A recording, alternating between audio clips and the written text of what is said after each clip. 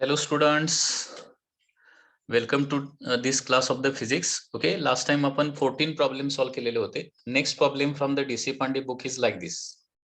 Okay, so next problem is a metal cube of side 10 centimeter is subjected to shearing force of 300 kilogram force. kgf means kilogram force. Top face is displaced through 0.25 centimeter with respect to bottom. Calculate shearing strain produced. Okay. So let's draw a diagram of this problem. Diagram is like this. There is a metal cube like this, okay, which is fixed at the bottom. Okay, this is a metal cube which is fixed at the bottom. Each side of the cube is equal to 10 centimeter. Each side is 10 centimeter. Okay, and it is subjected to a shearing force. Shearing force means tangential force. Shearing force या पद्धतीने लावतो ना आपण. If it is fixed at the bottom, shearing force is applied at the top, and this force is 300 kgf, that is kilogram force.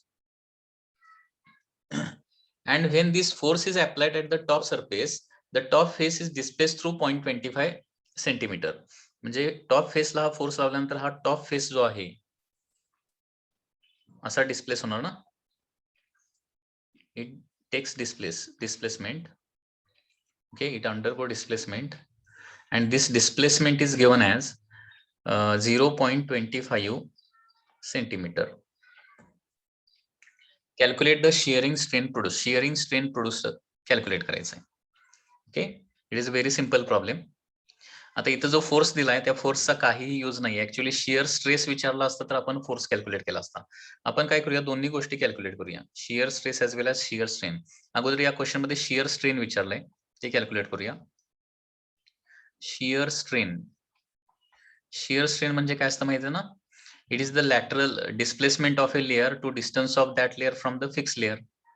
Okay, so from the diagram, displacement of the layer is 0.25 centimeter. Okay, na? Displacement of layer is 0.25 centimeter, and distance of that layer from the fixed layer is 10 centimeter. Okay, so this is the information given. So shear strain is nothing but it is dx divided by dy. Okay, so value of dx is 0.25 divided by dy is 10. Okay, both are in centimeters and centimeter. Okay, म्हणजे लक्षात घ्या, unit जे आहे ते place करत असताना numerator डिनॉमिनेटरला unit same पाहिजे. So numerator is in centimeter, denominator is in centimeter. The centimeter get cancel, and 0.25 divided by 10 is nothing but 0.025. So this is the strain. So answer C answer will be correct answer. Now here force is given, but it is not useful in this calculation. हा force useful कधी होणार आहे, to calculate the shear stress. Okay, if shear stress is asked, then you can use this force. Now shear stress is nothing but force divided by the parallel area. Force divided by parallel area, that is the shear stress. So how much is this force here? It is 300, but it is not in Newton. हे बघा, आपण सगळे problem physics मध्ये जे solve करतोय ते SI system मध्ये solve करतोय, आणि एसआय सिस्टीम मध्ये फोर्सचा फॉर्म्युला असतो न्यूटन. ओके, फोर्सचा युनिट आहे एसआय सिस्टीम मध्ये न्यूटन. आता इथं केजीएफ मध्ये दिलंय, आणि लास्ट टाइम देखील आपण बघितलंय, to convert KGF into newton it is multiplied by 9.8. Okay, so 300 KGF हे ऍज इट इज इथं लिहायचं नाहीये. ओके, सो 300 इंटू 9.8 करावं लागेल, because kgf is converted into Newton. So here the unit of Newton will appear on the numerator. Parallel area means area which is parallel to this force. Area which is parallel to this force means this area, na? Area of the top surface, like this. This area, because cube will be like this, na? Total cube. Area of the top surface is nothing but two sides are 10 and 10 only. Okay, so area of the top surface is equal to 10 into 10, that is equal to 100 centimeter square. परंतु once again centimetre square unit चालत नाही ना, SI system मध्ये metre square असतं, आणि conversion last time सांगितलंय तुम्हाला. 100 centimeter square means 100 into 10 raised to -4 meter square. So I am going to place here the value of area, 100 into 10 raised to -4 meter square. Okay, so final shear stress is 300 by 100 that is 3 into 9.8. Okay, हे calculation करूया.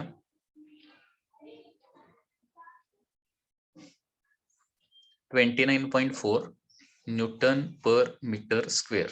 Okay, so this is the value of shear stress, which is not asked in the question, but in this way, if it is asked, okay, calculation of shear stress will be like this. Okay, now here 10 ची power राहिलेली आहे, 10 ची power लिहायची राहिली. 10 ची power किती येणार आहे? 10 raised to -4 न्यूमरेटरला गेल्यानंतर 10 raised to +4 पण होणार ना, newton per metre square. Okay, 0 0 0 0 by mistake फक्त मी 9.8 into 3 केलं, 10 raised to -4 लिहायचं राहिलं, तर 10 raised to -4 न्यूमरेटरला गेल्यानंतर 10 raised to +4 होणार. Okay students, the next concept that we are going to study now is the elastic limit. Okay, elastic limit is the next concept. Okay, let's see first of all definition of the elastic limit. Okay, so elastic limit is defined like this. It is maximum stress. It is maximum stress up to which body can be deformed.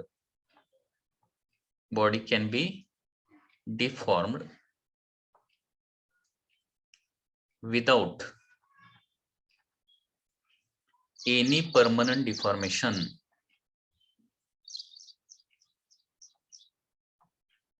Any permanent deformation. Okay, it is the maximum stress up to which body can be deformed without any permanent deformation. Meaning लक्षात घ्या, elastic limit म्हणजे काय आहे? It is a stress. ही stress आहे, एक प्रकारची stress आहे की ज्या स्ट्रेस पर्यंत जी स्ट्रेस लावली डिफॉर्मेशन प्रोड्यूस होणार आहे, आणि स्ट्रेस रिमूव्ह केली तर काय होतं? Body completely original shape and साईजला यायला पाहिजे. ओके, याच्यापेक्षा जास्त जर आपण स्ट्रेस लावली तर बॉडीमध्ये डिफॉर्मेशन प्रोड्यूस होणार, परंतु स्ट्रेस रिमूव्ह केल्यानंतर ती बॉडी कम्प्लीट रिगेन करत नाही, थोडंसं त्याच्यामध्ये परमनंट डिफॉर्मेशन राहतं. That is called as elastic limit. लक्षात येते का बघा? प्रत्येक बॉडीला, प्रत्येक मटेरियलला इलास्टिक लिमिट असतं, लक्षात घ्या. It is the maximum value of the stress up to which body can be deformed without any permanent deformation. म्हणजे त्या स्ट्रेस पेक्षा कमी स्ट्रेस बॉडीमध्ये लावली, डिफॉर्मेशन प्रोड्यूस केलं, स्ट्रेस रिमूव्ह केली, तर बॉडी परत काय येते? ओरिजिनल शेप अँड साईजला कम्प्लिटली रिगेन करते. परंतु त्या स्ट्रेस पेक्षा जास्त स्ट्रेस लावली, ओके, डिफॉर्मेशन प्रोड्यूस होणार, आणि स्ट्रेस रिमूव्ह केल्यानंतर ती बॉडी कम्प्लिटली ओरिजिनल शेपला रिगेन करत नाही, थोडं परमनंट डिफॉर्मेशन त्याच्यामध्ये राहतं. That is called as elastic limit. Elastic limit कसं आयडेंटिफाय करणार? एखादी तर त्याच्यासाठी काय करावं लागेल? एखाद्या बॉडीवरची स्ट्रेस ओके ग्रॅज्युअली वाढवत न्यायला पाहिजे, आणि कुठपर्यंत परमनंट डिफॉर्मेशन क्रिएट होत नाही ते आपल्याला बघायला पाहिजे. म्हणजे फॉर एक्झाम्पल, हे बघा, for example this is one rod. It is having certain original length. Okay, now initially stress of 10 Newton per meter square is applied. 10 Newton per meter square apply केलं, स्ट्रेच होणार. 10 Newton per meter square remove केलं, ते original shape and size regain करतं. त्याच्यानंतर मग 20 apply केला, 20 Newton per meter square apply केलं, deformation produce होणार, स्ट्रेस म्हणजे फोर्स रिमूव्ह केला, original shape and size regain करतं. सपोज असं काय होत असेल, 50 न्यूटन पर मीटर स्क्वेअर पर्यंत असं होत असेल, म्हणजे 50 न्यूटन पर मीटर स्क्वेअर पर्यंत काय होतंय? स्ट्रेस लावल्यानंतर, फोर्स लावल्यानंतर इलॉंगेशन होणार, आणि स्ट्रेस रिमूव्ह केल्यानंतर ते ओरिजिनल शेप अँड साईजला रिगेन करणार. परंतु आता 50 ऐवजी मी 60 लावलं, 60 न्यूटन पर मीटर स्क्वेअर, आणि आता बॉडी परत इलॉंगेट केली. ओके, आणि मग फोर्स परत रिमूव्ह केल्यावर काय होणार आहे? ते आता ओरिजिनल लेंथ पूर्णपणे रिकव्हर करत नसेल, थोडंसं परमनंट डिफॉर्मेशन राहत असेल, तर त्याचा मिनिंग काय होणार? Up to 50 stress, up to a stress of 50 it is a perfectly elastic body. 50च्या पुढे मात्र परमनंट डिफॉर्मेशन व्हायला चालू होतं. म्हणजे लक्षात येते का बघा? इलास्टिक लिमिट पर्यंतच काय होते? बॉडी परफेक्टली इलास्टिक म्हणून ऍक्ट होते.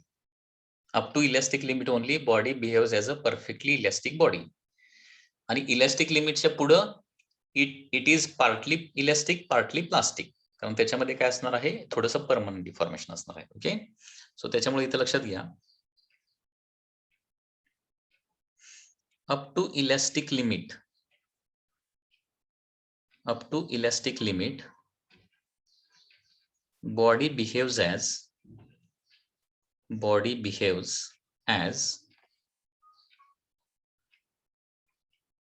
perfectly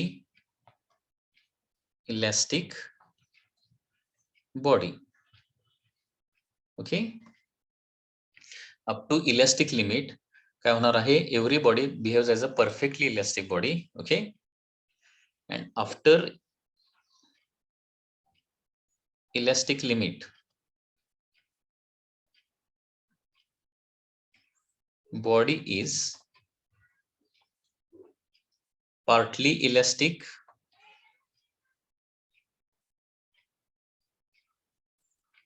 and partly plastic. Partly elastic and partly plastic. Okay, so this is the concept of elastic limit. Elastic limit ची जी व्हॅल्यू आहे ती कशावर डिपेंड असते, मटेरियलवर डिपेंड असते. It changes from material to material. It is a constant for a particular material. Okay, त्या stress पर्यंत ते मटेरियल परफेक्टली इलास्टिक बॉडी म्हणून ऍक्ट होतं. त्याच्यापेक्षा जास्त स्ट्रेसला त्याच्यामध्ये परमनंट डिफॉर्मेशन प्रोड्यूस व्हायला चालू होणार आहे. ओके ओके, आता स्ट्रेस आणि स्ट्रेनचा पार्ट आपण ऑलरेडी सगळा स्टडी केलेला आहे. त्याच्यावर एक क्वेश्चन ओके माझ्या लक्षात आला, तो मी क्वेश्चन तुम्हाला विचारतो. क्वेश्चन काय बघा, तर याच्यामधले कुठलं स्टेटमेंट करेक्ट आहे ते आयडेंटिफाय करायचं आहे. Which one of the statement is correct. दोन स्टेटमेंट मी देणार आहे. Okay, first is stress precedes strain and second statement is strain precedes stress. Okay, अगोदर याचा मीनिंग लक्षात घ्या. मीनिंग लक्षात घ्या आणि मग आन्सर मला सांगा की याच्यातलं कुठलं स्टेटमेंट करेक्ट आहे. ओके, स्ट्रेस प्रिसीड स्ट्रेन म्हणजे काय, स्ट्रेनच्या अगोदर स्ट्रेस येते. प्रिसीड म्हणजे अगोदर येणे, लक्षात घ्या. स्ट्रेस प्रिसीड्स स्ट्रेन म्हणजे याचा अर्थ स्ट्रेनच्या अगोदर स्ट्रेस येते. म्हणजे याचा अर्थ काय होतो, एखाद्या बॉडीमध्ये स्ट्रेस प्रोड्यूस झाल्यानंतर स्ट्रेन प्रोड्यूस होतो. या फर्स्ट सेंटेन्सचा हा मीनिंग आहे. फर्स्ट सेंटेन्स काय करतं, काय सांगतं, स्ट्रेस प्रोड्यूस झाल्यानंतरच स्ट्रेन प्रोड्यूस होणार. आणि सेकंड सेंटेन्स काय सांगतं की स्ट्रेन प्रोड्यूस झाल्यानंतर स्ट्रेस प्रोड्यूस होतं. Okay, what do you think, which one is correct? कुणामुळे कोण तयार होतंय? बघा, स्ट्रेस मुळे स्ट्रेन तयार होतंय का स्ट्रेन मुळे स्ट्रेस तयार होतंय? कुठलं करेक्ट वाटतंय तुम्हाला?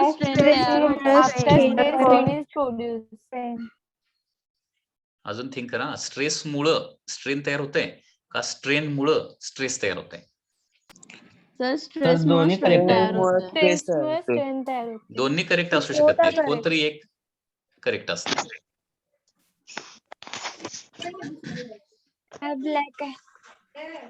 हे बघा, याचं करेक्ट आन्सर येणार आहे स्ट्रेन मुळे स्ट्रेस तयार होतं. स्ट्रेन मुळे स्ट्रेस, स्ट्रेस मुळे स्ट्रेन तयार होत नाही कधी, लक्षात घ्या. How sir? ओके, हा ते एक्सप्लेन करतो, लक्षात घ्या. ओके, म्हणजे याचा मीनिंग काय होतो, strain precedes stress. Okay, this is the correct. आणि हे करेक्ट काय ते मी ते तुम्हाला सांगतो. बघा, आपण काय करूया, स्ट्रेसचा आपण फॉर्म्युला किंवा डेफिनेशन बघितले. स्ट्रेस म्हणजे काय असतं, it is internal restoring force. Internal restoring force per unit area.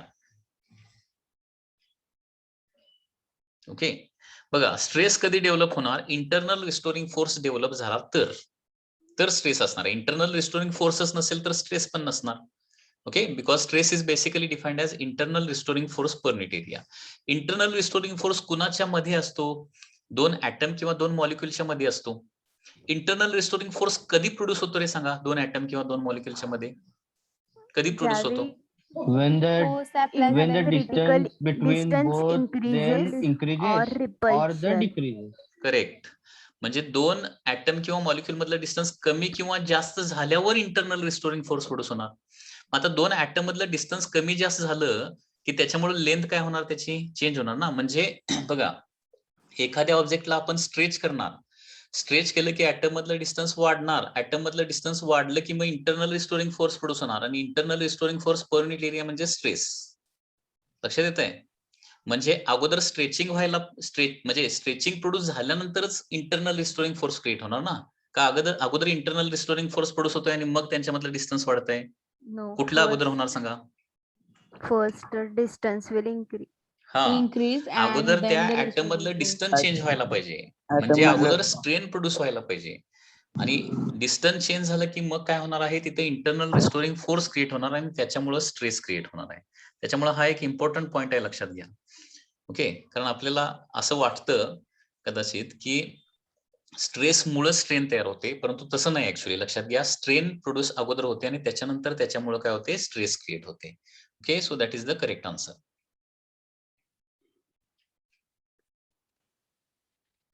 After elastic limit, next we are going to study is the Hooke's law.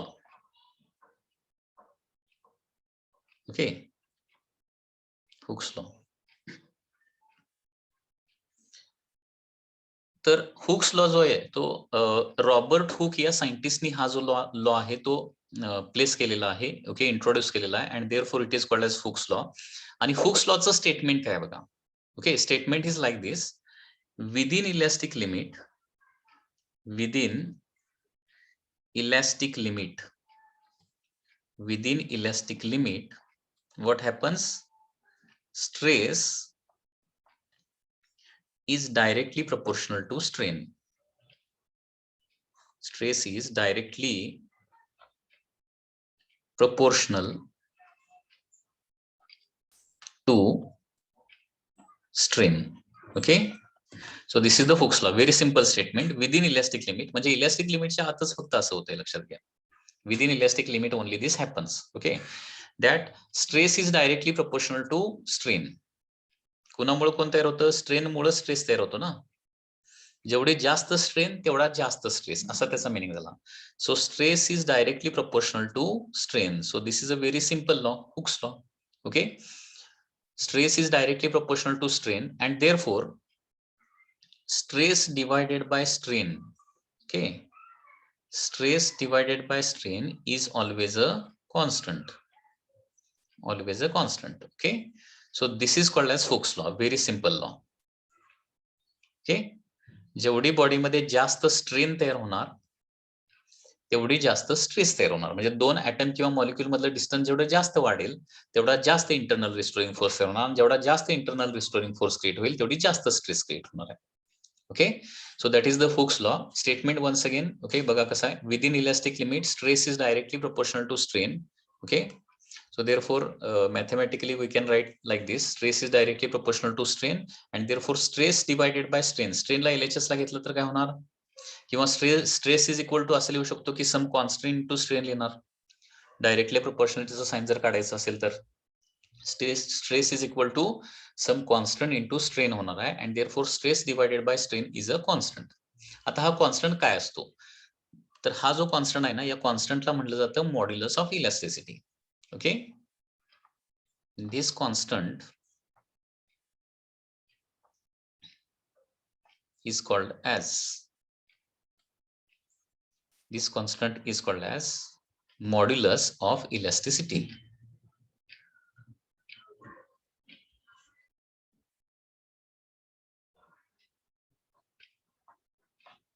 Is called as modulus of elasticity.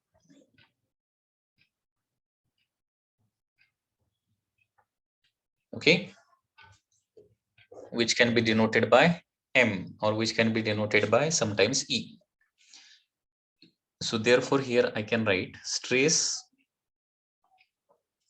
divided by strain is a constant which is the modulus of elasticity. Okay, म्हणजे इथं आपल्याला एक नवीन physical quantity मिळालेली आहे. Okay, that is modulus of elasticity नावाची physical quantity, जी आपण कशी काढतोय, एखाद्या बॉडीमधली स्ट्रेस मेजर करायची, त्याचबरोबर त्यावेळी असणारी स्ट्रेन देखील मेजर करायची आणि स्ट्रेस डिवायडेड बाय स्ट्रेन हे रेशो काढल्यानंतर हे व्हॅल्यू कॅल्क्युलेट केल्यानंतर काय येणार आहे, मॉड्युलस ऑफ इलॅस्टिसिटी मिळणार आहे. आता इथून पुढे आपल्याला मॉड्युलस ऑफ इलॅस्टिसिटीची ओके कंप्लीट स्टडी करायची आहे. Okay,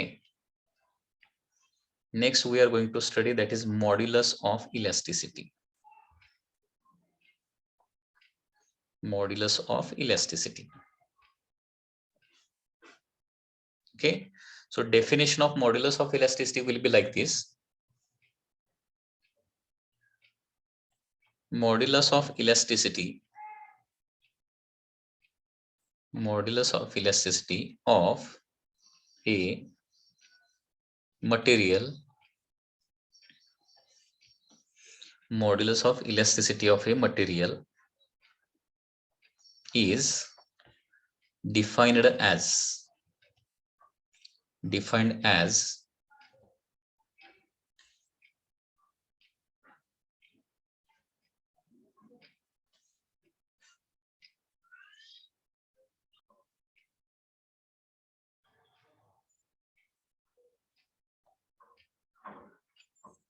ratio of stress to strain.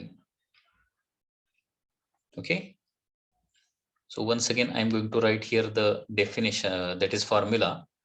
Modulus of elasticity, okay, modulus of elasticity is equal to stress divided by काय येणार आहे, strain येणार आहे. Okay, modulus of elasticity is equal to stress divided by strain. म्हणजे modulus of elasticity ही मटेरियलची property आहे, लक्षात घ्या. It is the property of material. Okay, आणि ते कसं तुम्ही कॅल्क्युलेट करताय, त्या मटेरियल मधली तुम्हाला स्ट्रेस कॅल्क्युलेट करावा लागेल, त्याच्यानंतर स्ट्रेन कॅल्क्युलेट करावा लागेल आणि stress divided by strain calculate केल्यानंतर तुम्हाला मॉड्युलस ऑफ इलॅस्टिसिटी मिळणार आहे. तर याची फर्दर इन्फॉर्मेशन बघा. हा बेसिक फॉर्म्युला झाला. Modulus of elasticity is equal to stress divided by strain असणार आहे. ओके, याचं एसआय युनिट काय येणार बघा. आता एसआय युनिट, आता बघा, स्ट्रेसचं एसआय युनिट आपण बघितलंय, न्यूटन पर मीटर स्क्वेअर आहे, डिवायडेड बाय स्ट्रेनला युनिटच नसतं. Okay, no unit, and therefore काय होणार आहे, newton per metre square which is also called as pascal. Okay, which is also called as pascal. This is the SI unit of the modulus of elasticity. आता modulus of elasticity कशावर depend असते, तर मटेरियलवर फक्त depend असते. Okay, it is property of material. It is property of material. Okay, it is the property of material and it does not depend on the shape, size or dimensions. And it doesn't depend on shape, size or dimensions. Okay, ही महत्वाची गोष्ट आहे. It does not depend on shape, size or the dimensions. Okay, so this is the part of modulus of elasticity. आता modulus of elasticity चा पुढचा part आपल्याला बघायचा आहे. Before that, any doubt? आता आपण मॉड्युलस ऑफ इलॅस्टिसिटीचे डिफरंट टाइप्स जे आहेत ते बघूया. कारण आपण 3 टाइपच्या स्ट्रेस बघितलेले आहेत, 3 टाइपच्या स्ट्रेन देखील बघितलेले आहेत. बरोबर आहे. There are 3 types of stress, 3 types of strains are there. स्ट्रेसच्या 3 टाइप कुठले आहेत, तर longitudinal stress, shear stress and volume stress. Okay, हे स्ट्रेसचे 3 टाइप आहेत. आणि तसेच स्ट्रेनचे 3 टाइप काय आहेत, तर लॉन्जिट्युडनल स्ट्रेन, शियर स्ट्रेन आणि व्हॉल्यूम स्ट्रेन. हा पार्ट आपण सगळा स्टडी केलेला आहे. ठीक आहे. मग जर स्ट्रेसचे 3 टाइप असतील, स्ट्रेनचे 3 टाइप असतील, तर मग काय असलं पाहिजे, मॉड्युलस ऑफ इलॅस्टिसिटीचे देखील 3 टाइप असले पाहिजे. Okay, next is types of modulus of elasticity. Okay, types of modulus of elasticity आपल्याला स्टडी करायचे. Types of modulus of elasticity. Okay, in which the first type is the First type is not the longitudinal, sorry, okay. First type is the Young's modulus. Young's modulus, which is denoted by Y, okay. Second type is the modulus of rigidity. Modulus of rigidity, which is denoted by eta. Okay, so this is a Greek alphabet. Okay, so this is a Greek alphabet which is called as eta. Okay, and third is bulk modulus.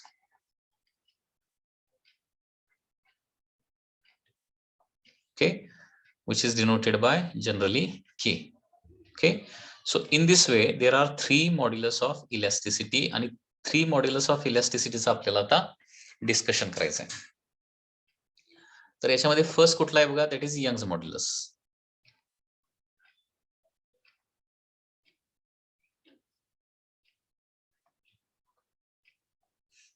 That is the Y, Young's modulus.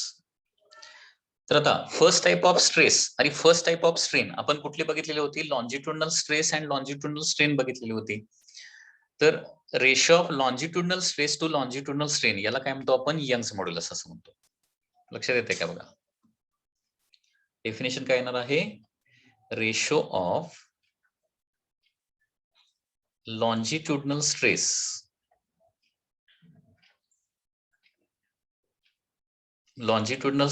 to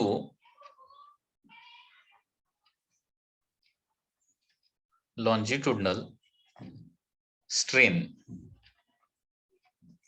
Ratio of longitudinal stress to longitudinal strain is called as Young's modulus.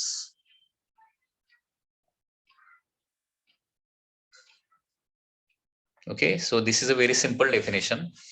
फक्त stress by strain म्हणजे काय असतं, modulus of elasticity, आणि त्याच्यामध्ये फक्त longitudinal word जर तुम्ही जोडला तर काय होणार आहे, the ratio of longitudinal stress to longitudinal strain याला काय म्हणतो आपण, यंग्स मॉड्युलस. सो यंग्स मॉड्युलसचा फॉर्म्युला बघा, Y is equal to longitudinal stress, okay, divided by longitudinal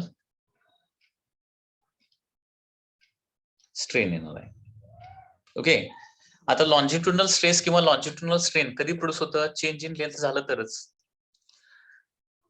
बरोबर आहे ना. लॉन्जिट्युडनल स्ट्रेस किंवा लॉन्जिट्युडनल स्ट्रेन कधी प्रोड्यूस होणार आहे, चेंज इन लेंथ झालं तरच. ओके, आणि चेंज इन लेंथ कुणाचं होत आहे, फक्त सॉलिडचं होत आहे.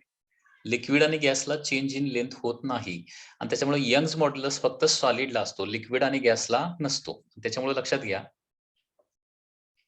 की इथं काय लिहिणार, Young's modulus. Okay, Young's modulus is property of solids only.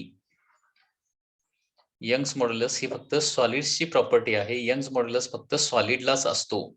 Liquid आणि गॅसचा यंग्स मॉड्युलस जर विचारला MCQ मध्ये तर त्याचा आन्सर काय येणार आहे, 0. ओके, म्हणजे याचा मीनिंग असं लिहू शकतो, Young's modulus for solid is a certain definite value किंवा डेफिनेट व्हॅल्यू किंवा त्याला आपण फायनाइट व्हॅल्यू म्हणूया. There is a certain finite value, काहीतरी व्हॅल्यू असणार आहे. Okay, Young's modulus of the liquid is equal to काय असणार आहे, 0, आणि यंग्स मॉड्युलस ऑफ गॅस देखील काय असणार आहे, 0 असणार आहे. Young's modulus of gas is equal to 0. म्हणजे लिक्विड किंवा गॅसचा यंग्स मॉड्युलस काय असतो, कम्प्लिटली 0 असतो. सॉलिडला फक्त सर्टन व्हॅल्यू असते. ओके, सॉलिडला फक्त सर्टन व्हॅल्यू असणार आहे. आता यंग्स मॉड्युलसचा एक सिंपल फॉर्म्युला आपण बघूया. Young's modulus,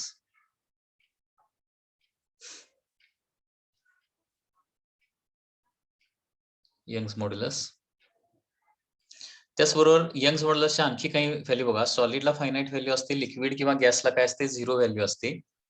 okay, Young's modulus for plastic body किती असणार आहे, प्लास्टिक बॉडीचा, परफेक्टली प्लास्टिक बॉडीचा यंग्स मॉड्युलस देखील काय असतो, 0च असतो. त्याचबरोबर Young's modulus of perfectly rigid body किती असणार आहे, परफेक्टली रिजिड बॉडीचा यंग्स मॉड्युलस असतो इन्फिनिटी. या काय एमसीक्यू पॉइंट ऑफ व्ह्यू या व्हॅल्यू तुम्हाला लक्षात ठेवावं लागेल. सॉलिडला सर्टन फायनाईट व्हॅल्यू असणार. लिक्विड किंवा गॅसला यंग्स मॉड्युलसची व्हॅल्यू 0 असते. प्लास्टिक बॉडीला यंग्स मॉड्युलसची व्हॅल्यू 0 असते. आणि रिजिड बॉडीला यंग्स मॉड्युलसची व्हॅल्यू जी आहे ती काय असणार आहे, इन्फिनिटी असणार आहे. Okay okay, for perfectly rigid body Young's modulus is infinity.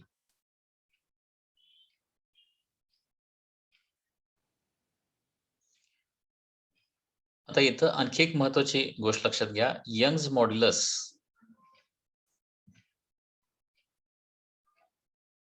Depends on material only.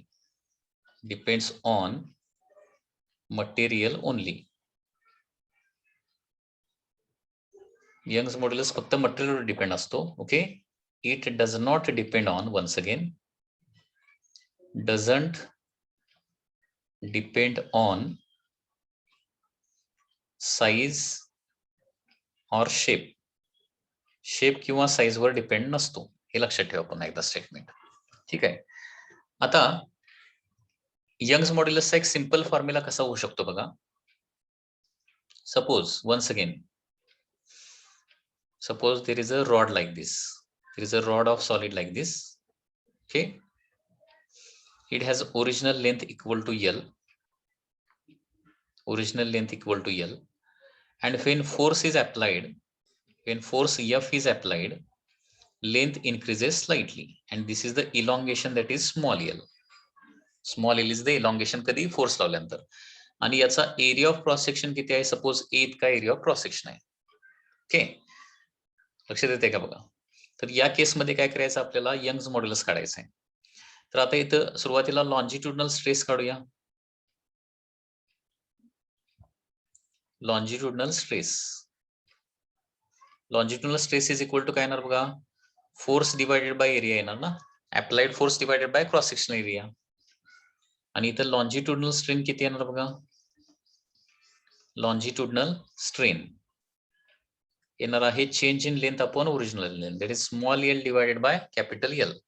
Elongation divided by the capital L येणार आहे. ठीक आहे.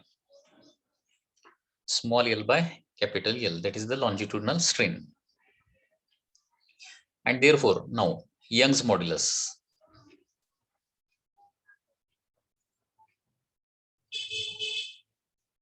Young's modulus is equal to longitudinal stress, that is force divided by area divided by longitudinal strain, that is small l by capital L.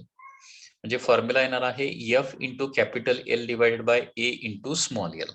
Okay, हा Young's मॉड्युलसचा formula येऊ शकतो. Okay, आता याच्यावरून जरा मी क्वेश्चन विचारतो बघा. आता हा यंग्स मॉड्युलसचा फॉर्म्युला, ओके ना. तर मला सांगा, एरिया जर मी डबल केला, एरिया जर डबल केला तर यंग्स मॉड्युलस काय होईल रे. डबल होईल की हाफ होईल, काय ॲज इट इज राहील. एरिया जर डबल केला तर यंग्स मॉड्युलस काय होईल. It will as it is. Okay, this was the first. हा, का ॲज इट इज राहणार रे सांगा. Because Young's modulus depends on material and it does not depends on size or shape. हा, कारण हे अगोदर मी म्हणून सेंटेन्स अगोदर दिलंय. कारण काही स्टुडंट फॉर्म्युल्यावर जातात. एरिया जर डबल केला तर त्यांना काय वाटतं, Young's modulus is inversely proportional to area आहे. म्हणजे एरिया जर काय झाला, डबल झाला म्हणजे वाढला, तर यंग्स मॉड्युलस कमी होईल. पण असं काय होत नाही. यंग्स मॉड्युलस ही मटेरियलची प्रॉपर्टी आहे. जोपर्यंत मटेरियल चेंज होत नाही, ओके, तोपर्यंत काय होणार नाही, ते यंग्स मॉड्युलस चेंज होणार नाही. म्हणजे एरिया डबल करा किंवा फोर्स डबल केला, सपोज असा पण विचार जाऊ शकतो. समजा अनेक वेळा फॉर्म्युलाच तुम्हाला येतात, y is equal to FL by AL. ठीक आहे, मग फोर्स डबल केल्यावर यंग्स मॉड्युलस काय होईल असा क्वेश्चन विचारला, काय आन्सर येणार. It will remain as it is. Correct. किंवा लेंथ हाफ केली, लेंथ हाफ केली, यंग्स मॉड्युलस काय होणार. It will remain as it is. Remain as it is. Okay. As it is.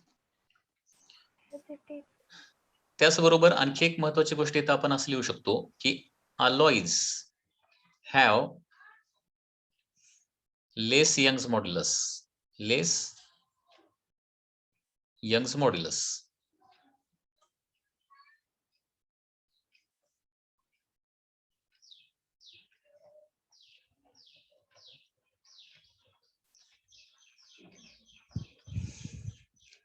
alloys have less Young's modulus than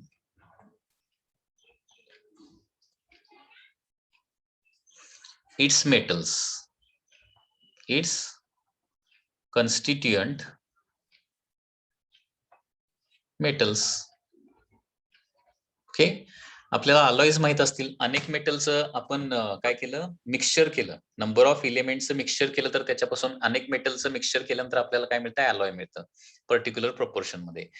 तर लक्षात घ्या, ते कन्स्टिट्युएंट metal जे आहे त्याच्यापेक्षा काय असतं, अलॉयचं यंग्स मॉड्युलस काय असतो, कमी असतो. हे एक सेंटेन्स लक्षात ठेवा from MCQ point of view.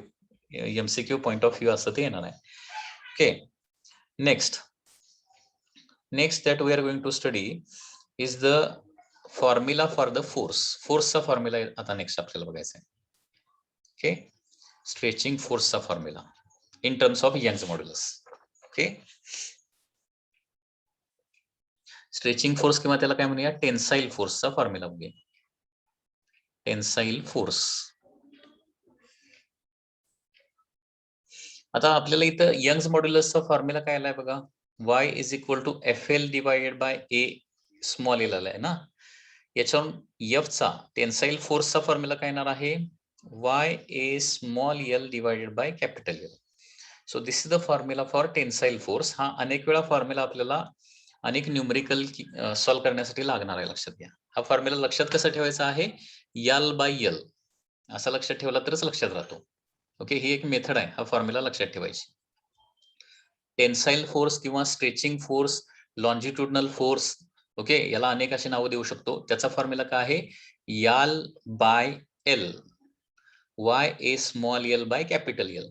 असं लक्षात राहत नाही मोस्टली, म्हणून मी ही एक काय करतोय, मेथड वापरतोय. Tensile force is given by formula L by L.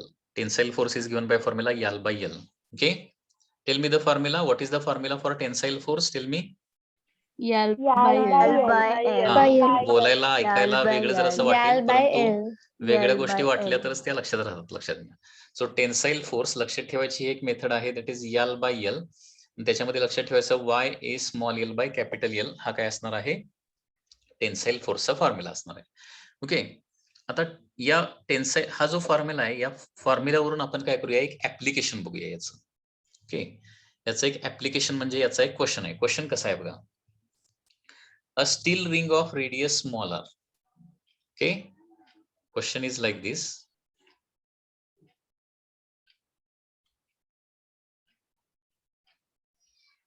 A steel ring of radius small r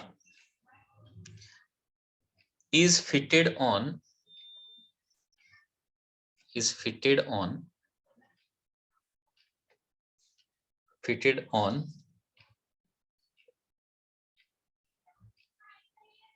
wooden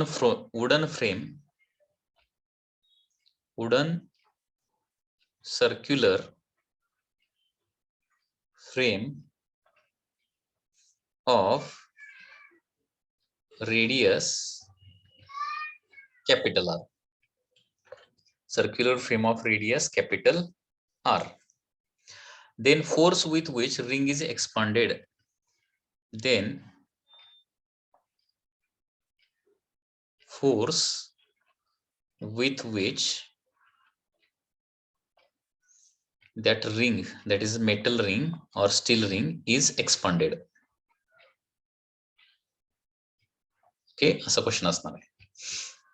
then force with ring is expanded. किंवा अनेक वेळा असं म्हटलं जातं की what is the tension in the ring. Tension in that ring किती असणार आहे हे कॅल्क्युलेट करायचं आहे.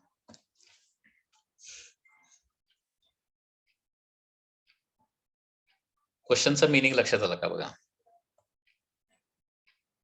There is a steel ring like this.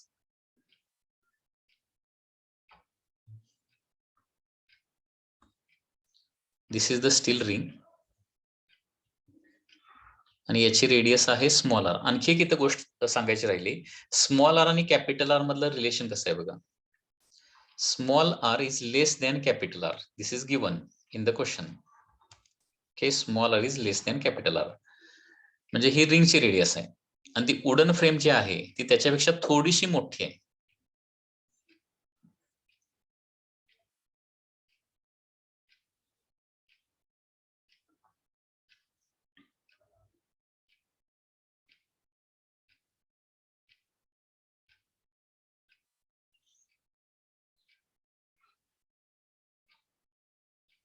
थोडीशी मोठी आहे.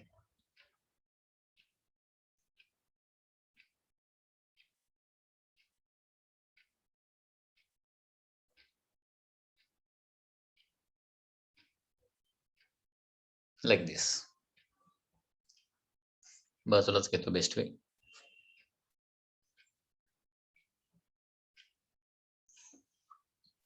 Okay, so this is the wooden frame ज्याची रेडियस किती आहे, कॅपिटल आहे. म्हणजे अनेक वेळा तुम्ही ही केस बघितलेली असेल की ज्याच्यामध्ये ही वुडन फ्रेम जी आहे ती म्हणजे एक फील असतं. वूड पासून तयार केलेलं काय असतं, एक फील असतं असं. ओके, हे त्याच्यामध्ये असे काय असतात, त्याचे वुडन स्पोक्स असतात. अनेक वेळा ज्यावेळी वुडन फील असतं, वुडन फील कुठं असतं माहिती आहे ना, बुलक कार्टला किंवा हॉर्स जे पुल करणार हॉर्स जे कार्ट आहे त्याला देखील वुडन फील असतात, बरोबर. आता हे वुडन फील जे आहे त्याच्या बाहेर काय बसवलेली असते, मेटल रिंग बसवलेली असते, मेटलची रिंग बसवलेली असते, जेणेकरून हे वुडन फील जे आहे ते काय होणार नाही, जास्त त्याचं इरोजन होणार नाही. त्याच्यासाठी याच्या भोवती मेटल रिंग बसवलेली असते. आता वुडन फीलची रेडियस किती आहे बघा, वुडन फीलची रेडियस आहे कॅपिटल आर आणि त्याच्यावर जी रिंग बसवणार आहे ना त्याची रेडियस काय आहे, स्मॉल आर आहे. मग स्मॉल आर म्हणजे रिंगची रेडियस कमी आहे आणि फीलची रेडियस जास्त आहे, परंतु ही रिंग जी आहे ना ते या फीलवर बसवायची आहे मला. तर पहिली गोष्ट म्हणजे बसवल्यानंतर किती फोर्स क्रिएट होणार ते आपल्याला कॅल्क्युलेट करायचं आहे, परंतु बसवायचं कसं तुम्ही सांगू शकाल जर असं, वुडन फीलवर ही मेटल रिंग कशी बसवायची, कारण रिंगची रेडियस तर कमी आहे, त्याच्यावर बसवणार कसं, बघितलंय तुम्ही कधी, माहिती आहे कुणाला कसं बसवतात? We need to expand the ring. हा, रिंगला एक्सपांड करावं लागेल ना, पण रिंगला एक्सपांड कसं करणार तर? By hitting. Tensile force. हा, एका Stretching. स्टुडंटनं सांगितलं बघा, Tensile correct. force. Applying force. Force नाहीये, फोर्स अप्लाय करून ते Tensile बसवता येईल. force. हा, याला काय करायचं, हीट द्यायची, हीट. रिंग मेटलला काय करायची, हीट द्यायची. हीट दिली की काय होतं, त्याची रेडियस वाढते आणि याची रेडियस काय होणार, कॅपिटल आर पेक्षा जास्त व्हायला पाहिजे. हीट दिल्यावर काय होणार आहे, this small R become larger than capital R आणि मग त्याच्यावर ते बसवायचं आणि मग काय करायचं, याच्यावर परत पाणी ओतायचं रिंगवर. त्याच्यावर पाणी ओतलं की ती थंड होते, थंड झाली की परत काय होते, ओरिजिनल रेडियसला येते. ओके, आणि ती ओरिजिनल रेडियस म्हणजे कॅपिटल आर म्हणजे वुडन फ्रेमच्या रेडियसला फायनली येऊन ती काय होते, थांबते आणि त्याच्यावर काय होते, एक स्ट्रॉंग कॉम्प्रेसिव्ह फोर्स क्रिएट करते आणि त्याच्यामुळे ती फिट त्याच्यावर एकदम फिट त्याच्यावर बसते. ठीक आहे, तर रिंग स्मॉल आर रेडियसची रिंग कॅपिटल आर रेडियसच्या फीलवर आपण वुडन फीलवर बसवली तर किती काय होणार आहे, रिंग मध्ये किती टेन्शन क्रिएट होणार, ते टेन्शन किती क्रिएट होईल हे आपल्याला कॅल्क्युलेट करायचं आहे. ते काय करूया आपण, नेक्स्ट लेक्चरला कॅल्क्युलेट करूया.